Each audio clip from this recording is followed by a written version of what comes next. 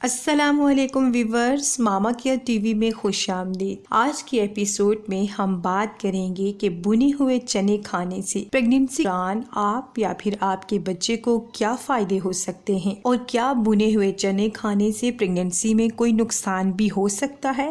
اس سب کے بارے میں آج کی ایپیسوڈ میں تفصیل سے بات کریں گے۔ ویڈیو کو اینڈ تک لازمی دیکھیے گا۔ اگر آپ نے ہمارا چینل ابھی تک سبسکرائب نہیں کیا تو پلیز چینل کو سبسکرائب کر دیں اور ویڈیو کو لائک کر دیں۔ تو بات کر لیتے ہیں کہ دوران حمل بنے ہوئے چنے کھانے کا کیا فائدہ ہوتا ہے۔ ویسے تو آج کل سردی کا سیزن ہے، اگر آپ بنے ہوئے چنے کا استعمال کرتے ہیں تو کافی سارے مسائل کا حل مل سکتا ہے۔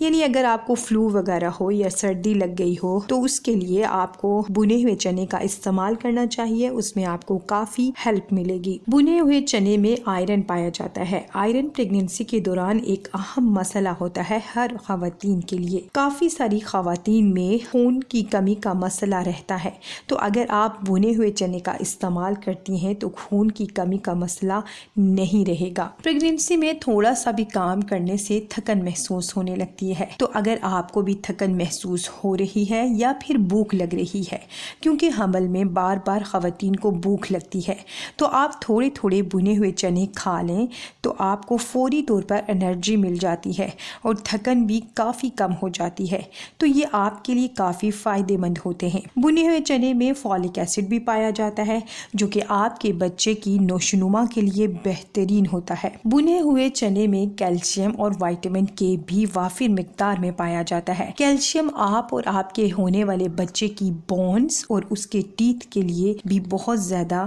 ہیلپ فل ہوتا ہے اور آپ کے بچے کی گروتھ میں بھی کافی ہیلپ فل ہوتا ہے۔ بنے ہوئے چنے کا اگر آپ استعمال کرتی ہیں مگر ایک لمٹ میں، تو پھر آپ کا وزن مناسب مقدار میں بڑھتا ہے۔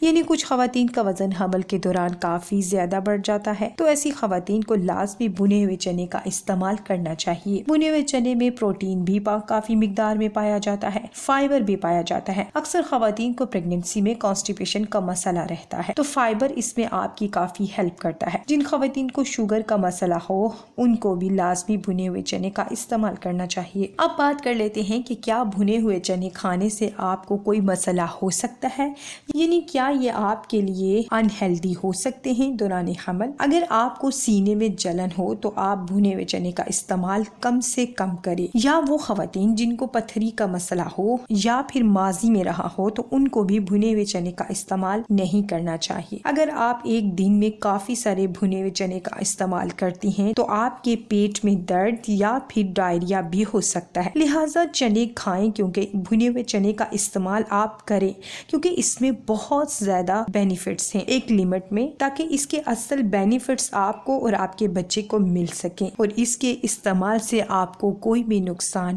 نہ ہو۔ ہم نے آج کے ایپیسوڈ میں تفصیل سے بات کی ہے کہ بنے ہوئے چنے کھانے سے آپ اور آپ کے بچے کے لیے کتنے زیادہ بینیفٹس ہیں۔ امید ہے آپ کو ہماری آج کی ایپیسوڈ سے کافی ہیلپ ملی ہوگی۔ اپنا اور اپنے بچے کا بہت سارا خیال رکھیے۔